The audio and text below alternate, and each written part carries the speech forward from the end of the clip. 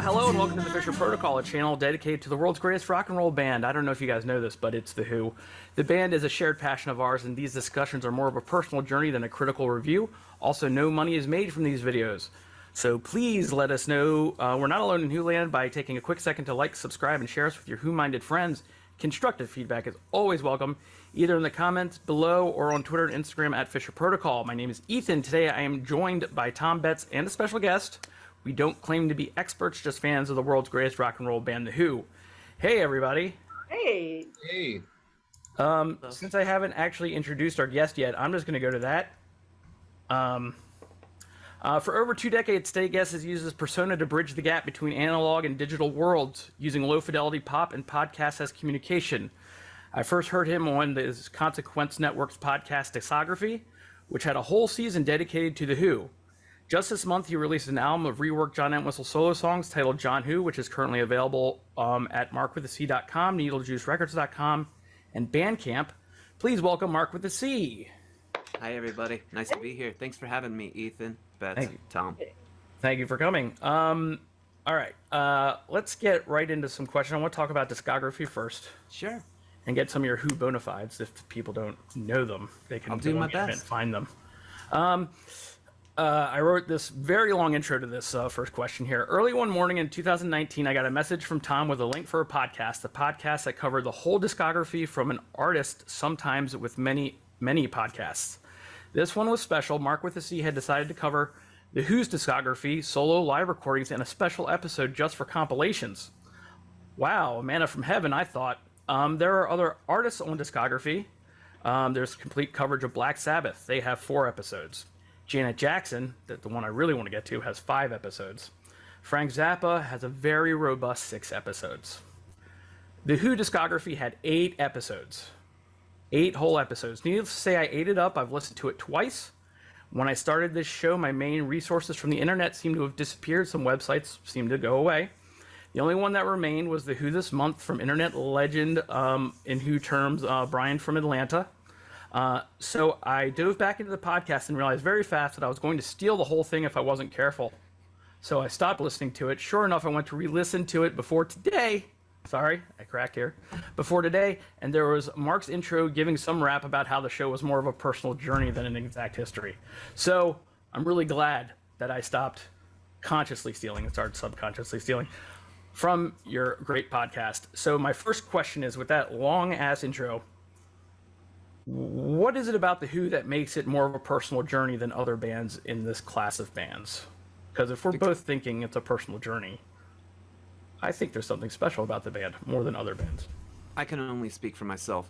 When I got bit by that bug in 1984, at about 6 or 7 years of age, and then tried to tell any kid about it, it was lonely. So The Who, they weren't my dirty little secret or anything, but I was the only Who fan I knew. And it became personal. I had to extrapolate everything.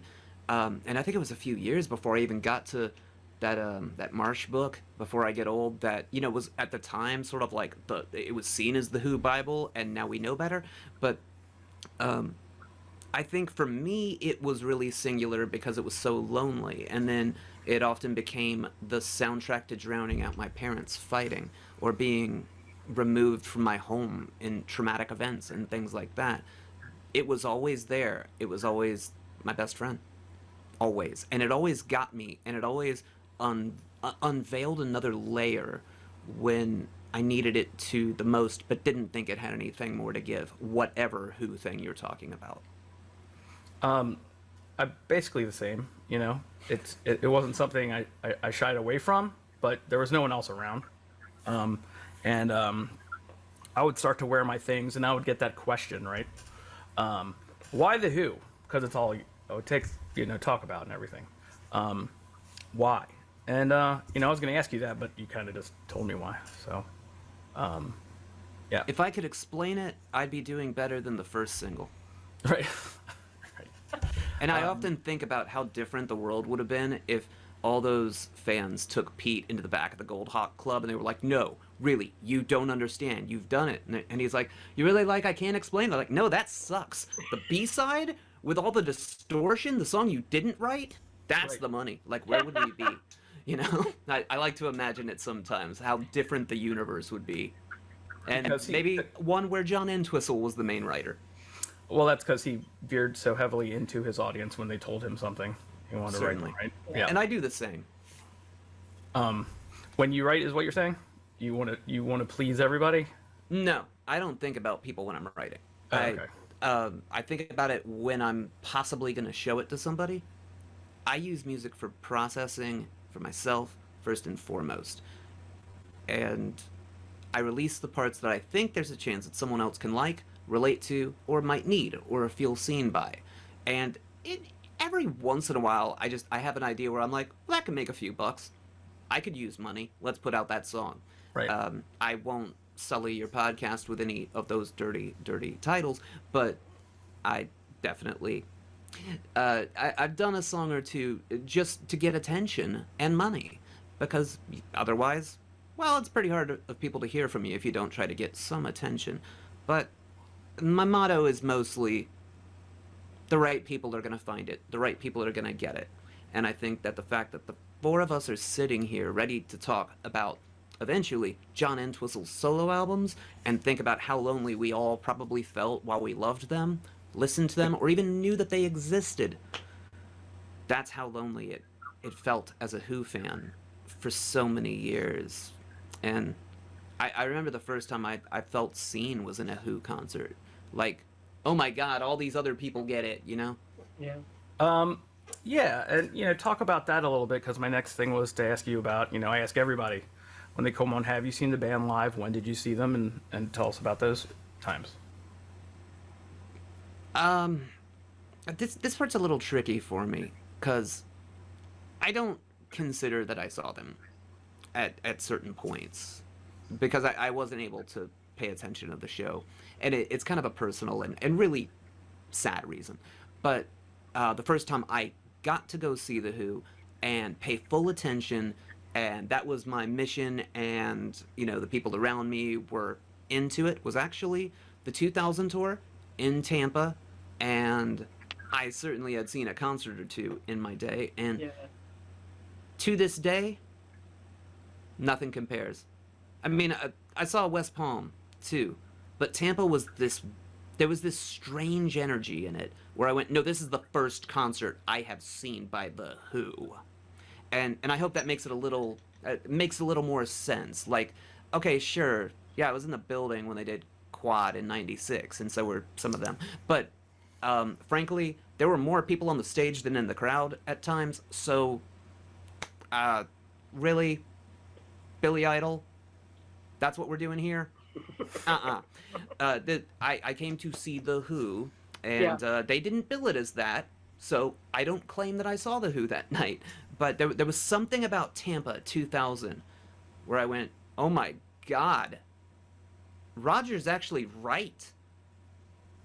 This is a chemistry thing, and when it locks, and this is all that's needed there. You don't need a light show. You don't need any lasers. I'm not even impressed. Well, I mean, I am impressed, but I'm not even impressed by Zach Starkey now. I'm just watching these people be telepathic with each other while they're playing My Wife for the 7 billionth time. And they're blowing me away, creating new chords, new textures, and I'm practically laying down flat in my seat, just like, what is taking place here? They're rearranging my sensibilities in that show like it was the day I heard Sgt. Pepper in 1967, if I were much older and that had taken place.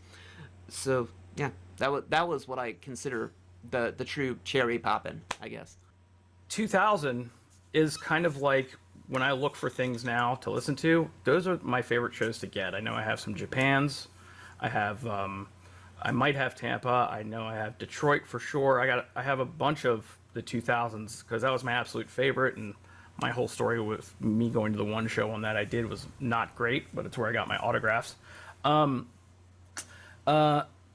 think, and we'll get back to the other stuff, I think 2000 is my favorite era from when I've seen them, because I've seen them from 96 to the present. Can't argue. Yeah.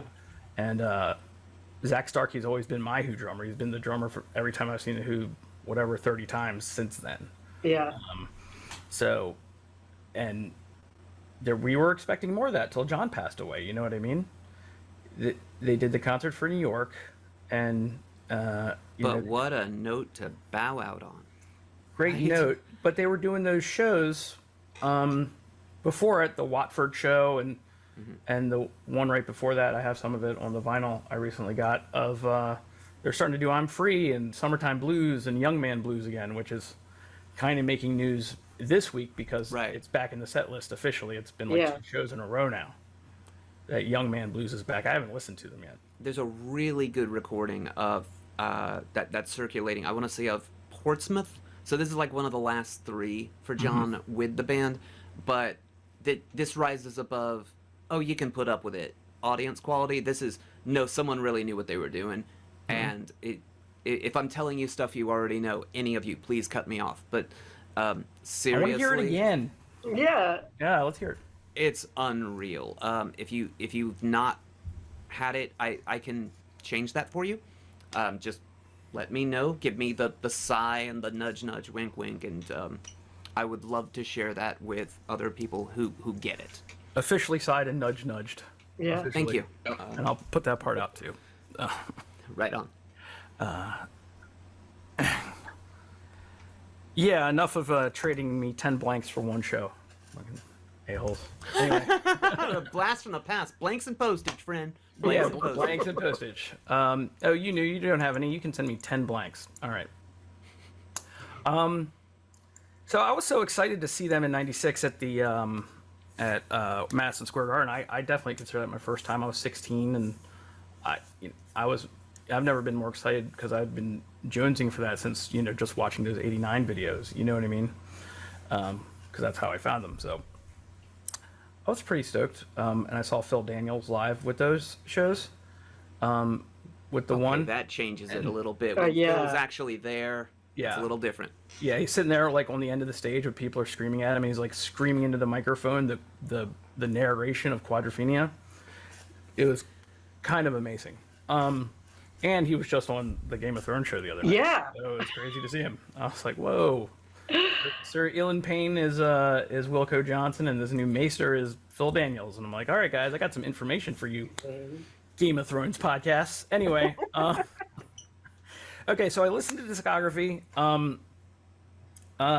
And did you ever get to see John live by himself? Yeah, actually, I saw that before I saw The Who in a guise that we all just you could look at blankly. Someone could show you a picture and go, "Yep, that's The Who."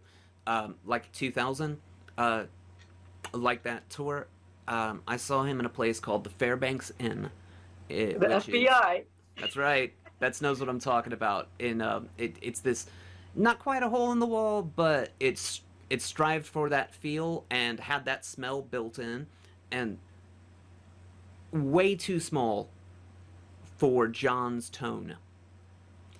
That show was John Entwistle's bass guitar, a lot of extensive hearing damage, and you could see that other people were on stage and appeared to be playing. Right. That was my experience, and I wouldn't trade a second of it.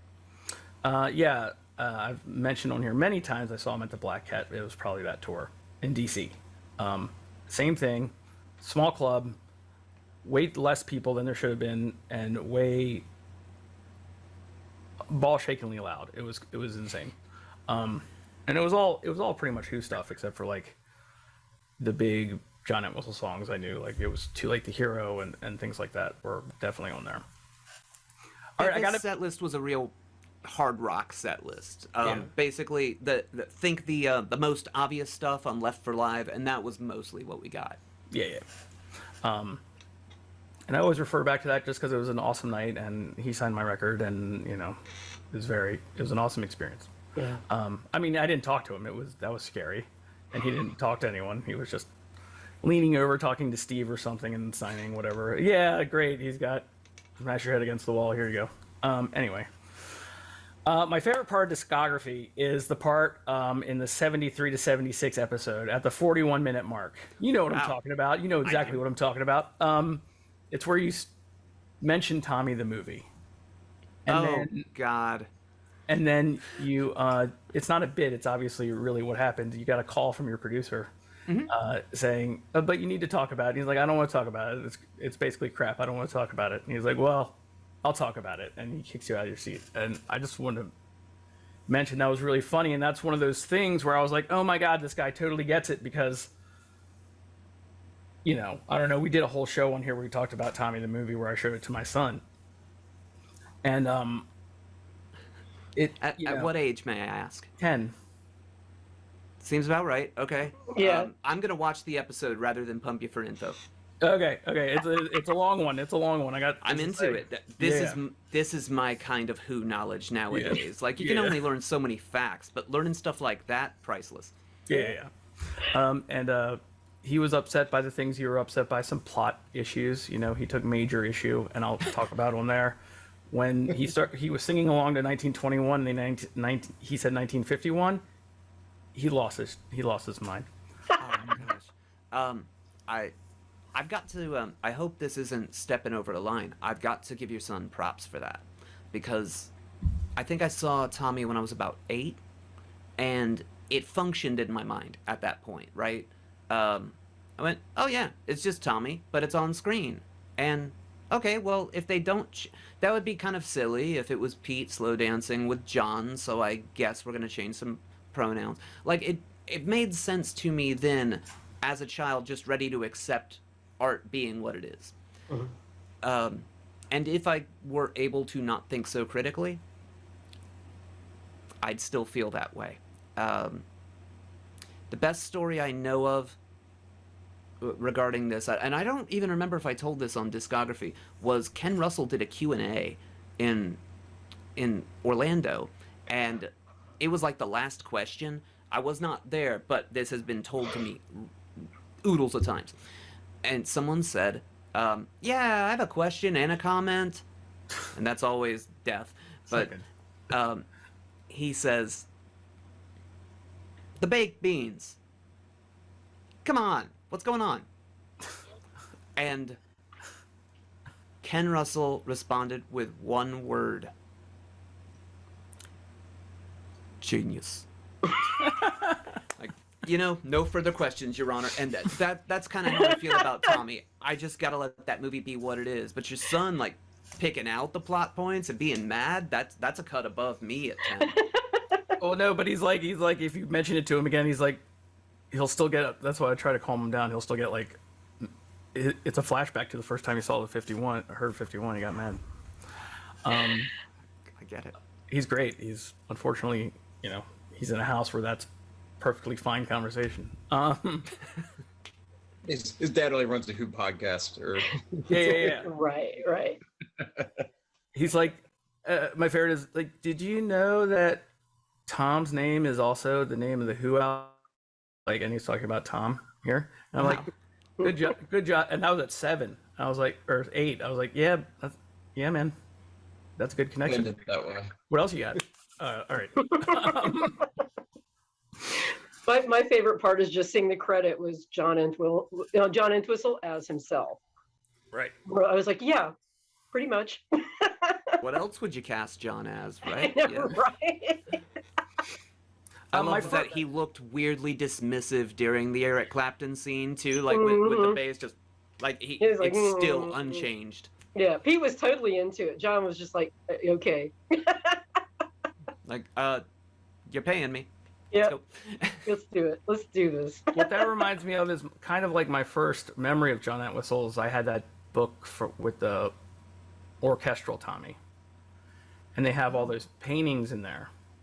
And one of, because John sings Cousin Kevin in it, they have him as painted as Cousin Kevin. I don't know if you guys know what I'm talking about, the painting. What I'll do is I won't get it now. I'll flash it up here as we're talking about it. Cool. But so you can see that. All right, I do have two. Before we want to get to this cassette, which I really want to get to. Sure. Before getting to John territory, are there any Pete songs that hit you the way those John songs that you talk so eloquently in your social media post about? Is there anything that Pete has written that comes close to how you feel about some of those John songs? Yeah, nearly all of them. The trouble is I've been saying that my whole life.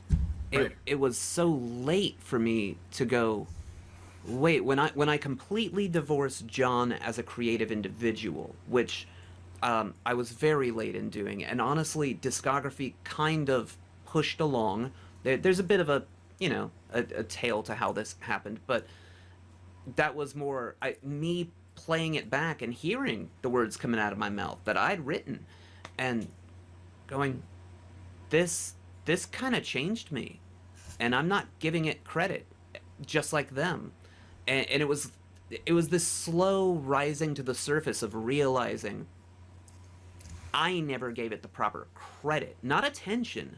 I knew it was great, but I wasn't willing to separate it. I just saw it all as this blob of who, the solo albums, everything.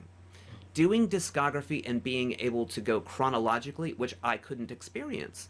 I could never do that in real time. When I found out about the Who, what had already happened was all there.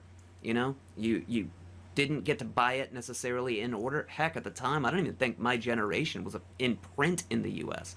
So I just had to accept these things and get them as I could. So I gave all the credit to Pete because he took it all. Right. And yeah, The Sea Refuses No River might be the best set of lyrics, the most moving set of lyrics that for me personally ever. Agreed. I honestly I feel that way about Slit Skirts in certain ways. But same album, same ballpark, I guess. I love that record. Yeah, it's a great record. All right, I know you didn't want to, you just glossed over a little bit, but I'm gonna make you go back a little bit. The discography journey that you were just talking about, just a little bit about that.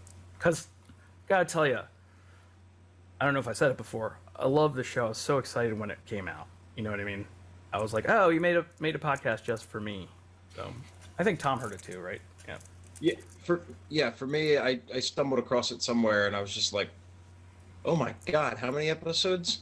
And they're how long? Like, I couldn't fathom that they existed and that they were as in depth as they were. And it sounded like somebody, like somebody like Ethan or me or whoever, just who had the time and the drive to do it. I mean, I can't imagine what the ratio of like, did it take 3 hours to do 1 hour of that? It's just like unbelievable amount of work. Fun work maybe, but it's still, good Lord. Thank you for all of these kind words. I really appreciate it. Specifically, do you want to know about the discography journey or the journey that went to John Who? Because they're kind of two different columns. And Yeah, let's I do don't wanna waste discography your first. time. Yeah, huh? I don't want to waste your time or answer or seem like I'm being evasive in what you want to know. No, we don't know about discography first because we're gonna Sure. go into John soon. After Well, Discography was a show I had a really good time doing, but when we got to season 3, I had pushed for other groups that I like. Not that I disliked Zappa, not that I disliked Janet Jackson. Heck no, I love me some Janet. And that season, made me a hardcore Janet Jackson fanatic.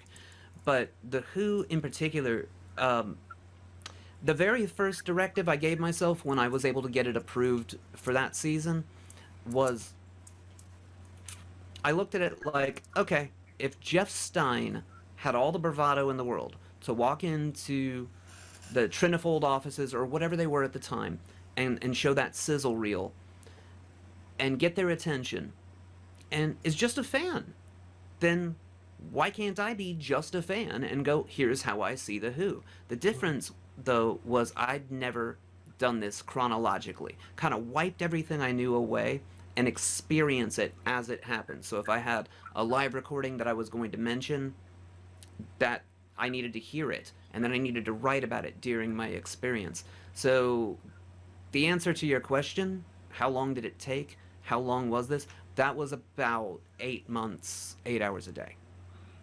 And I wouldn't trade any of it.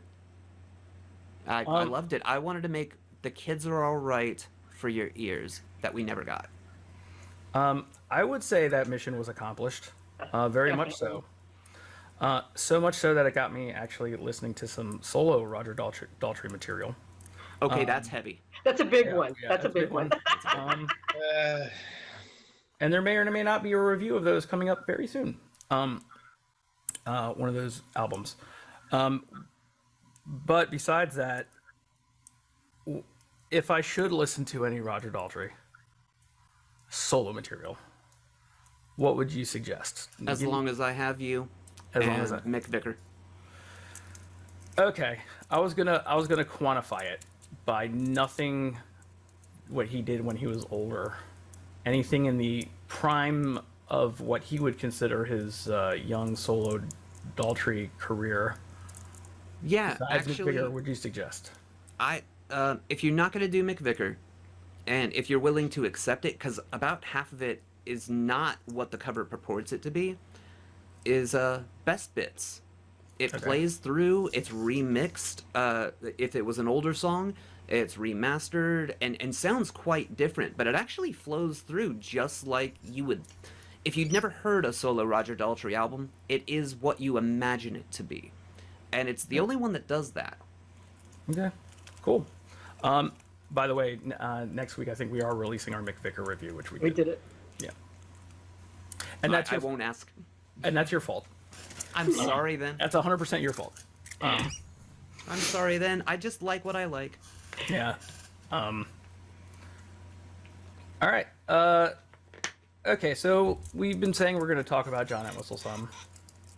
And I don't know, you put together this cassette. I don't know if you see that we have a picture in the corner, everybody, of the cover of the, it's a cassette. I have my cassette. Mine's unopened, sealed, but I have listened to it a couple times. John Who, this is Marc with the C's, compilation of reworked solo John Entwistle songs. Before we get into your explanation, Betsy, did you have anything to say about just listening to it? Oh, wow. Okay. Mark, you and I have talked about this, but I went into it. I didn't look at any of the titles or anything like that. I wanted to be surprised. And I was more than surprised. For me, it was an absolute joy to listen to, like a visceral, here's my patented moment where I get overwhelmed. But just, God, it was wonderful. It was wonderful. And every song was a surprise, and it was a wonderful surprise.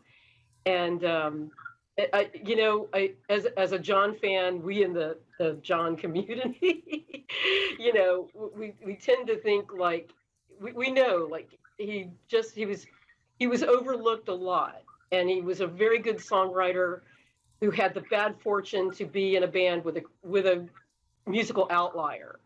So Pete got all the attention a lot of times, and I've had John solo albums since the probably late 70s, actually, early 80s. And so I knew these songs. They were a big part of my life, a huge inspiration.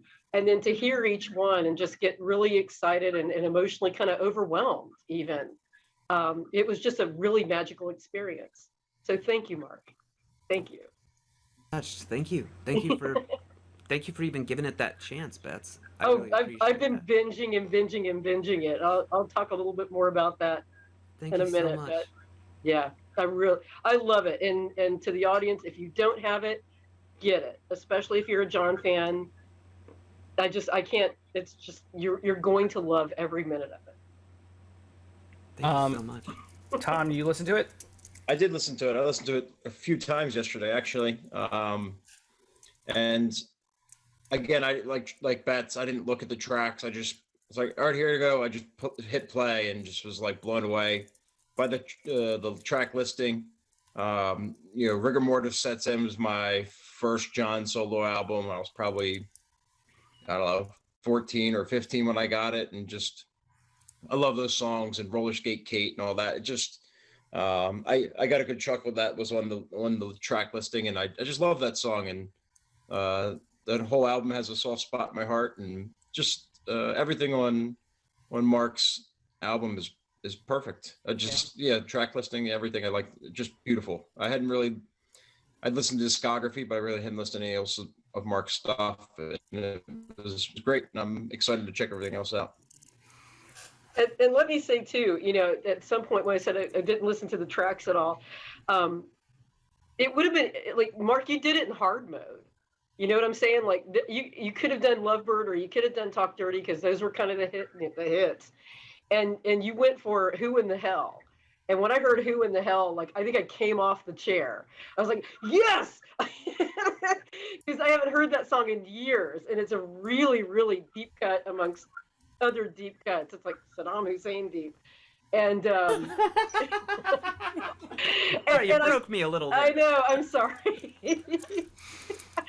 But it was like, I was like, that song is so funny and so awesome. And I've heard a lot about your live shows, and that, you get a lot of audience participation and a lot of involvement. I can just see like the audience just losing their minds over that song, because Who in the Hell is so good. And it doesn't, it's not even on my radar a lot of times. So kudos for Who in the Hell, definitely. Thank you. That was a late addition. But thank you. Thank Yeah, you so you nailed much. it. You nailed it. As for appreciate it. as for me, I waited to listen to it because we were our last review we did was Too Late the Hero, and I wanted to be familiar with as many of John Outlier songs as I could before I listened to yours. And I listened to yours over the past couple of days. I really, really enjoyed it.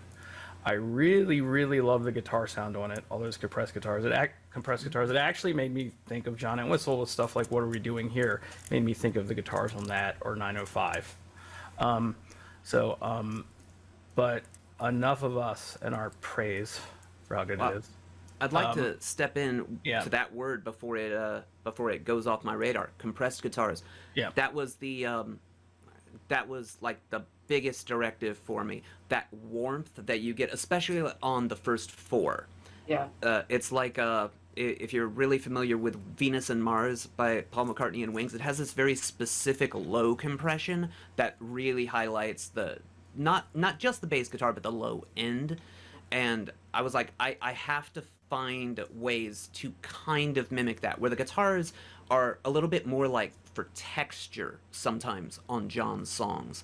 And the bass leads it, but I knew I couldn't play the bass or anything like John does. So it had to be dumbed down, but I had to also, in a way, interpret it, then emulate it. So the compression was necessary, and the key to getting it was nothing could be mic'd. Everything had to be direct. It had to just be direct into the board, otherwise it didn't work. Right on. Right on. We know a little bit about that. Tom and I actually met when I was working at a music store. Yeah. So I know a little bit, but I just know what the sound is, what a compressed guitar is. It's Sure. it's full moon fevery, Yeah. kind of guitar. And the fact that you used it in places where John didn't, it's still, the overall flavor is, to me, is very John, and how you leaned into the song as opposed to the instrumentation, where sometimes, he used that as a hammer on your head for things like My Size. Yeah. You know what I mean? You went another way about it, and it was really good. And let me say this too. One thing I really enjoyed about this was that I say this a million times about John records, is that the production is so heavy sometimes that, like, they bury his vocals, and sometimes you miss the melody. And the man was kind of a master at melodies, and you've stripped all that away so that we can actually hear the melody that's underneath all that production sometimes, and really sort of give it the attention that it deserves. The man was just, he could create little earworms and little catchy songs, but you lose that sometimes because the instrumentation is so layered onto the top of it. I'm so thrilled that the three of you, in very different ways, but you all get everything that I was going for within it. If I would say anything about this that I'd like to be known, though the legal process to get the rights to do this technically constitutes being a cover song, I didn't see anything I did as covering the songs. Right. I saw them as, no, I've let these seep into me all these years, so I have to get it out of me the way I've interpreted it. And that was the key. What did I get out of it? And I wanted to show people what it does in my heart, in my head. And they're free to hate it, you know? And some people will. Actually, a couple people do. And that's their right. And to them, I say, well, good thing John and Entwistle made those albums. You get to hear the songs anyways. And a few of them, if you don't like that 70s womp on the compression on the low end, then guess what? Well, I can't really help you, actually. You get to hear a snatch of Nightmare, and you get to hear a pretty rushed version of My Size on Left for Live. And Too Late the Hero, I guess. Yeah. Really quick, before we get into your nitty-gritty on making it, I just want to ask you, because you have done a whole discography on Black Sabbath. Yeah. Is My Size the best Black Sabbath song? Yep. Okay. Bar none. It is the best. It's, well, best, like you say in the intro, subjective. Yeah. But yeah, to me, it's my favorite Black Sabbath song. For sure. And I just also want to prove that I did listen to that section of discography this morning, and you can prove that I didn't steal everything from you, because Beth had to tell me about the sequelness to Boris the Spider that My Size is, that I obviously didn't know about, but you mentioned on discography. So either I buried it or completely forgot or never knew. I did see that episode of your show, the Smash Your Head Against the Wall episode. Yeah. And you could have knocked me over with a feather when I found that here you are running the Who show, this Who talk show, and you hadn't caught it either. And that there's been a million signs on the way while I did this, just going, yeah, you're doing. Maybe this isn't the best thing you could do to make money. In fact, that it's about the worst thing I could do to make money. But I'm doing the thing I most need to do, and the right people need me to do this. Yeah. And that's basically why me and Tom started it. Basically, you know, all we do is wave our Who flags, but I have massive holes in my brain or memory, and I don't remember them, or I can't recall. If someone tells me that Daily Records is their favorite song, I have to search for it. But I should know that. So that's why we're doing the show. Tell us about the journey to get to John Who. In 2017, I was producing the end of a trilogy of records, of original material. It was called the Obscurity Trilogy, and I was working with the producer that I'd wanted to work with, I mean, since I could even choose a producer. We're talking before I even held a guitar, probably. No, that's not the right way to say it. But I mean, eventually, when I thought, oh, I'm writing songs, maybe someone could. That ended up being Jordan Zadarozny of a band named Blanker the Star, and he lives in Pembroke in Canada. I was sitting in the control room, and he's just as big of a music geek as me. And I still don't recall if he knew the albums in a big way, or if he only knew Smash Your Head Against the Wall, like so many people do. And I was pretty certain he knew Too Late the Hero. And we were geeking out a little bit about how the world just kind of glosses John over. And he had said in the control room, like, so when you doing that John Entwistle solo record, or tribute record, or whatever, he started calling it the John album.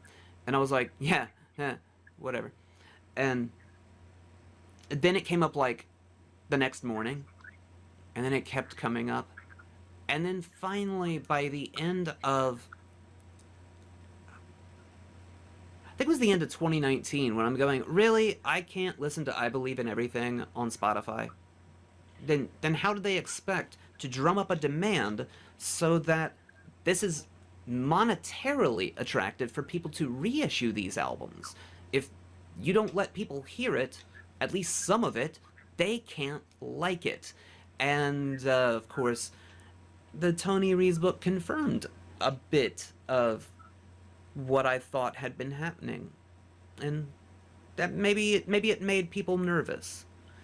So to me, it was many things, It was, I needed to do this to give proper credit, pay back the influence that I hadn't realized that I was wearing on my sleeve for so many years. Like, it's really obvious to me now when I go back to my records. Certainly didn't get it in stage presence. No. John's the only person, other than maybe Tim Salt from Clutch, who can stand stock still and my eyes are only going to watch them. Then replaying the records, letting them sink in, and parts of Too Late the Hero hitting me far after I had recorded Discography in a very different way. I've been a lifelong insomniac, and Sleeping Man just one day clicked in a totally different way than it ever had. And Dancing Master is so much fun, and that's right. This is the one thing I forgot about these John records. It does something that no other Who-related solo album does, even Two Sides of the Moon. It just has fun.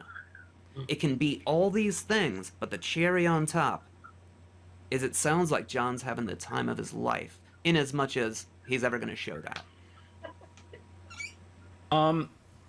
It's so weird you mentioned sleeplessness and Too Late the Hero. Since we recorded that review, I've had 2 nights of insomnia, and both nights it was the song Too Late the Hero that was, that earworm in my brain, and that was after we talked about it.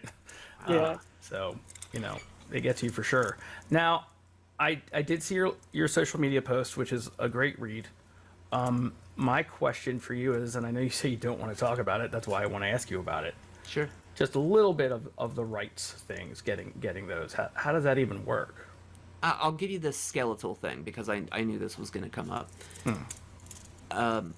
When I first looked into it, it did not seem possible. I did this through the Harry Fox agency, and they have a website that you can kind of see if it's doable, called Songfile. And the trouble was, I was even having trouble finding, say, Apron Strings at all. Not, can you get the rights, or you cannot get the rights. It was not listed. And I went, so let's just say that somebody with a ton of money hears my size, and they go, you know what?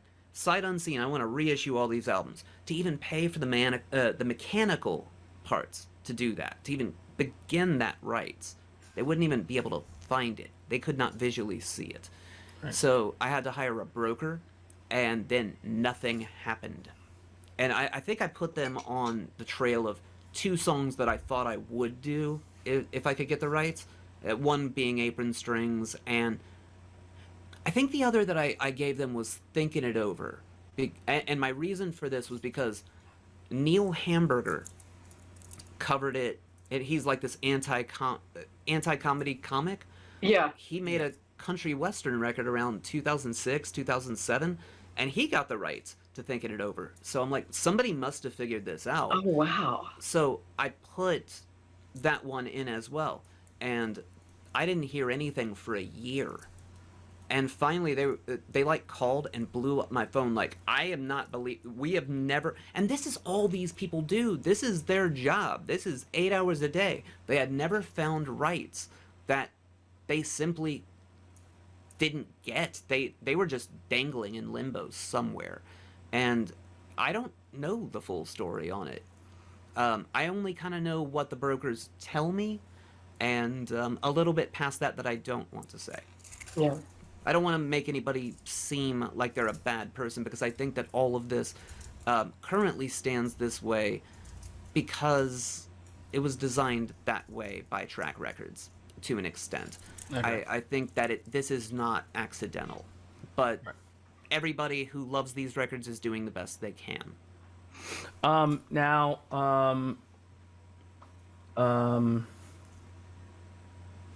are you excited or heard about this Deco Entertainment, this Ox Exhumed? Oh yeah, project? Of course I knew about it. Yeah. And I thought, geez, what timing that the rights finally came. Mm-hmm. So, yeah. And then I took a step back and went, "What? I got approved to make 80 tapes of this. What? No, nobody's piggybacking. Marc, nobody cares."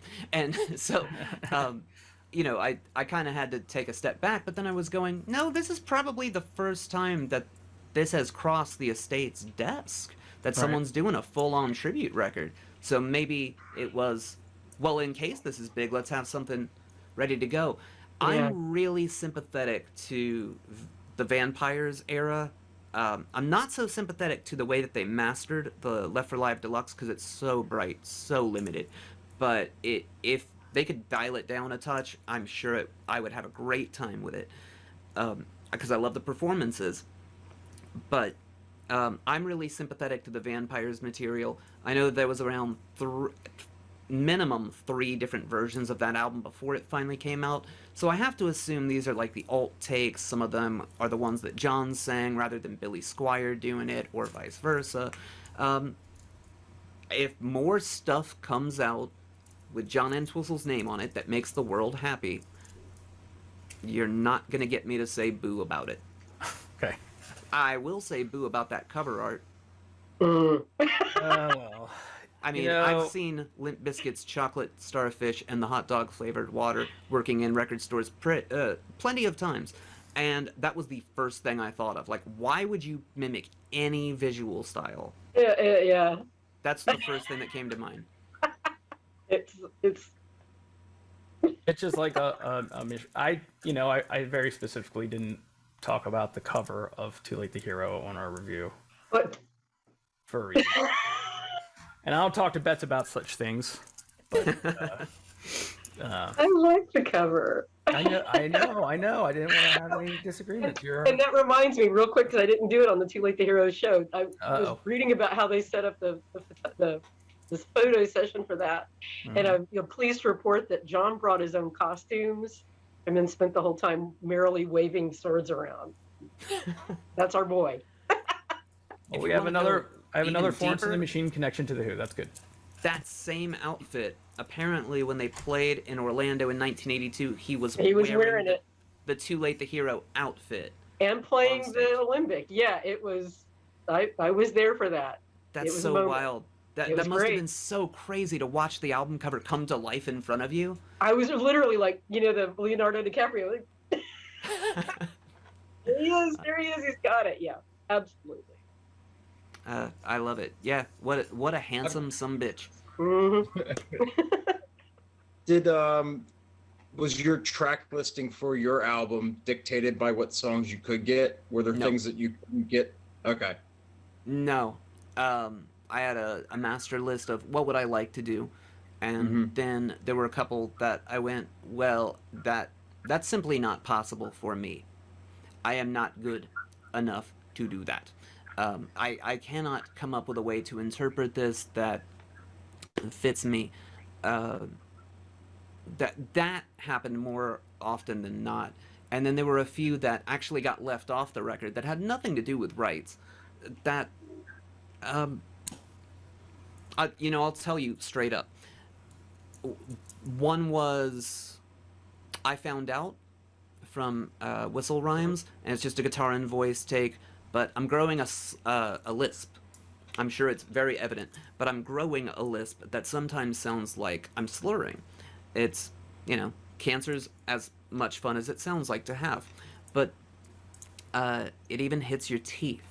And in my case, nothing I did would take away the amount of... There was no de-essing equipment powerful enough to undo the best take of it. Another one that I did but didn't release was the Window Shopper, because when you're listening to it, it doesn't seem very repetitive, but it's kind of like a round, and it keeps like pummeling the same information into you. And I just had a real tough time making an arrangement that I didn't find boring. Now, his arrangement's perfect, obviously. I didn't think mine was up to muster. And Mad Dog, which had nothing to do with the range, nothing to do with the fact that ladies sang it. No, I'm gender fluid. I don't care. It's a song. I can sing it. So I will, if I want to. But the fact is, I do wrestle with singing songs about gun violence now, so Okay. I just that was it. I went, I don't feel like this is okay right now, and we didn't have the take of Sleeping Man right just yet. It's so close, and that one almost made it. I almost delayed the record for it, honestly. If enough demand shows up that it monetarily makes sense for my label, Needle Juice Records, to put this out on vinyl, CD, 8-track, mini disc, Dixie cup and string, whatever format you're gonna choose, then I would like those tracks to be available, and I hope that that's enticing enough for people to buy 2 copies. Marc with the C, exhumed. Yeah. I think it'll just be like the John Who with like an extra side 3. Ooh, let me do my sweet graphic so people know where to go to get it. marcwithac.com, or what is it? Needle Juice. NeedleJuiceRecords.com, but to me, the physical is big until it sells out. What I was able to do, once acquiring those rights and knowing who to pay, then you can set it up so that the streaming services that it stays live on continue to pay them. So that, I just needed to know that they existed, that you could pay them. And that was like pulling teeth from a walrus to do. And now they get to live on if you just want to stream them, which is how I anticipate it will find its audience. And the reason that I feel pretty steadfast in what I'm saying here is in the very early 2000s, I made a bunch of recordings to fight depression that are nearly unlistenable to me. They're me covering songs from the sequel to the film Rocky Horror Picture Show, Shock Treatment, and bringing out the inherent sadness that I heard in them. And a few MP3s went up on my website very early on, and I kind of left it for dead, no pun. And next thing I knew, it was getting used on the Blu-ray, and some people in the production were going, "Marc with a C, you're the whole reason this found a cult audience," and I don't buy that for a second. No, I think there was a cult just waiting to feel seen and be seen, but that clearly found its audience, and then it started going for stupid money on eBay. So then Needle Juice had to go ham at getting the rights, pressing a lot of them. And this could be the same thing, like a 20-year thing of trying to find its own audience. That must have been easier because it's just Richard O'Brien, right? You just pay him. O'Brien and Jim Sharman, but when you're dealing with anything with Telesync, oh god, and Grand Rights in the UK, ooh, that's some work. They gotta come to you first most times. Did you guys have any other questions for Marc? I have more of an observation, just real quick, and that is, I just want to say too, the way that you've kind of reinterpreted a lot of these songs. I was thinking about how Apron String seems a lot more melancholy, but that Too Late to Hero, for me, I have been binging that cover, and I love it so much because you've turned it into kind of almost like a sing-along, like, things are bad, but we're all going to weather this together, and I love that. But as for a question, you do have a Patreon, do you not? I do. It's currently unlaunched for a pretty ugly reason, but there's a possibility that will change in very early 2023. And if people would like to go to it, that's patreon.com/Marc with a C. Right now there'll be nothing there, but videos like albums on streaming services might live on. And there are videos for John Who on YouTube. Yes.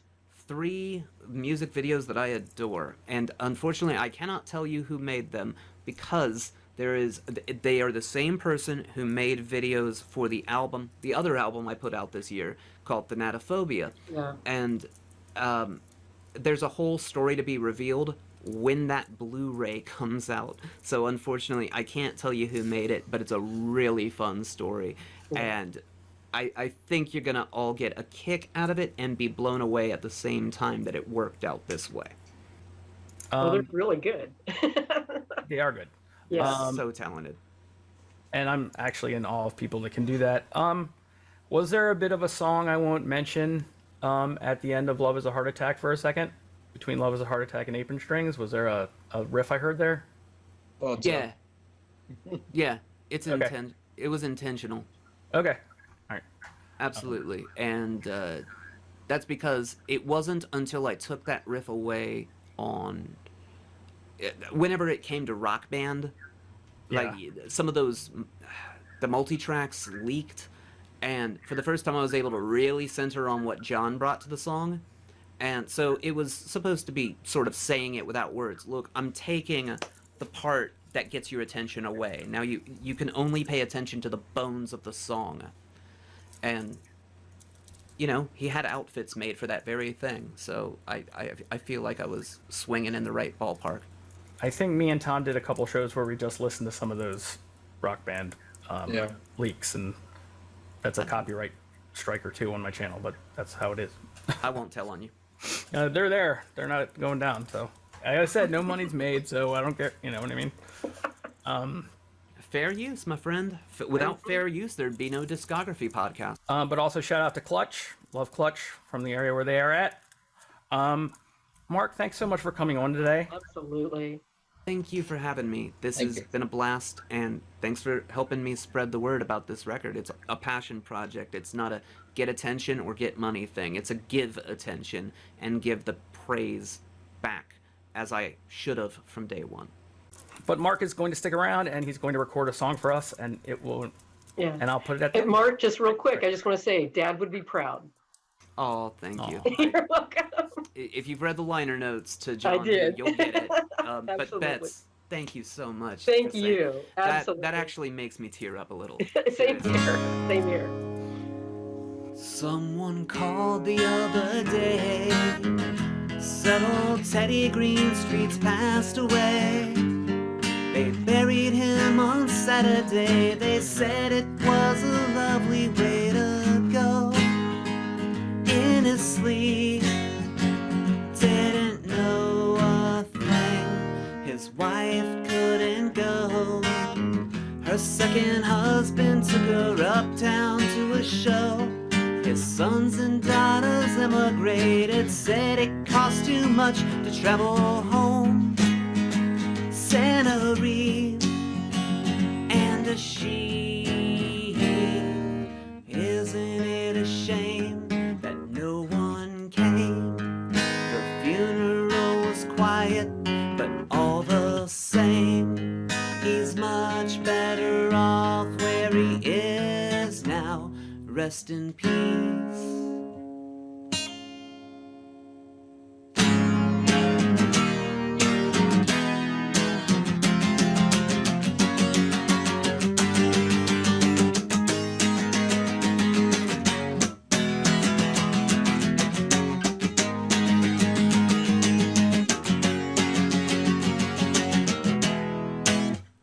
Someone called the other day. They said old Teddy Greenstreet's passed away. They buried him on Saturday. They said it was a lovely way to go. In his sleep, isn't it a shame that no one came? Funeral was quiet, but all the same, he's much better off where he is now. Rest in peace. Rest in peace.